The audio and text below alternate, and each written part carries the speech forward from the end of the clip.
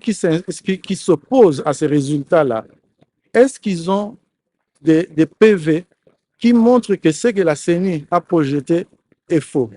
C'est le point de départ. Est-ce que ce que la CENI est faux? Non. Ce que la CENI a fait est faux? Ça, ils n'ont pas prouvé cela, mais ils demandent l'annulation. Quand quelqu'un demande l'annulation, sans même chercher à vérifier, à comparer ces chiffres à ceux de la CENI, vous devez déjà comprendre que cette personne-là a perdu. Parce que moi, si j'ai perdu et si j'ai gagné, je vais vous montrer mes preuves. Personne n'a brandi des preuves. Alors, deuxième chose, nous allons publier les résultats par bureau de vote. C'est une occasion pour ces personnes-là de venir voir si la CENI a manipulé les résultats. Moi, je pense que c'est le plus important. Nous sommes dans un pays où les gens n'ont pas toujours eu... Cette CENI vous donne toute la transparence. C'est pour ça que nous avons établi ce centre Bossolo. C'est pour que les gens puissent voir de leurs propres yeux. Et quand nous aurons fini, nous allons publier les résultats sur notre site web. Prenez vos résultats, vous, les journalistes, les témoins des partis, les partis eux-mêmes, les observateurs, vérifiez. Et si vous voyez, si vous suivez les déclarations de toutes les missions d'observation, toutes les missions, alors toutes, internationales comme nationales, tout le monde converge dans la même direction pour reconnaître qu'en effet, le processus est crédible. Donc, quelques irrégularités. Les irrégularités, c'est dans l'œuvre humaine. Quand nous avons des problèmes d'ordre opérationnel, c'est des difficultés. Mais nous n'avons jamais aspiré à gérer un processus qui ne rencontre aucune difficulté. Ce qui compte, ce n'est pas d'avoir les difficultés. Ce qui compte, c'est ce que vous faites face aux difficultés. Et je pense que la CENI a mis tout en œuvre. Je vais aller un peu au-delà de votre question. Quand vous observez nos différents cycles électoraux, vous allez vous rendre compte que depuis 2006 à ce jour, nous n'avons jamais eu un tel niveau d'inclusion. À l'époque, on nous a jeté des fleurs quand ceux qui craignaient qu'ils ne soient pas candidats ont découvert que même eux ont été acceptés. 100 000 candidats, c'est du jamais fait.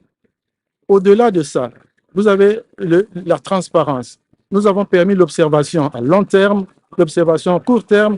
Nous avons vraiment ouvert le jeu pour que tout le monde puisse voir. Ça aussi, ça fait partie de la transparence, c'est-à-dire le centre Bossolo, et puis plus tard, les résultats que nous allons publier par bureau de vote. Observez le caractère apaisé de ces élections ici.